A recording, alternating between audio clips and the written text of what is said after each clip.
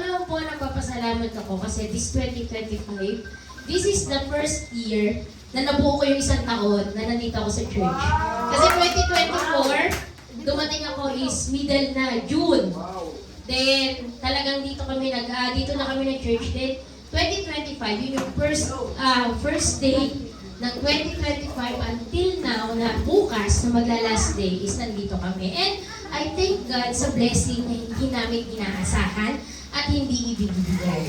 So, hindi ko hiniling kusang ibinigay. So, nung January pa lang, nag-pledge na tayo sa ating church at nagpatuloy yan sa buhay namin mag-asawa, sa buhay namin mag-anak. And then, sabi niya sa akin, unahin mo ang templo ko at hindi mo pababayaan doon sa'yo. So, by April nag-uumpisa naming ipanalangin ang aming sariling templo. And hindi niya tinapos ang taon na ito na hindi niya ibinigay sa amin yun. Kaya nagpapasalamat po kami na this 2025, the miracle is true. Talagang ang pagpapala ay ibibigay niya sa'yo.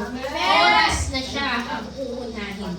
Kaya thank you Lord sa blessing na ibinigay mo sa amin. Amen.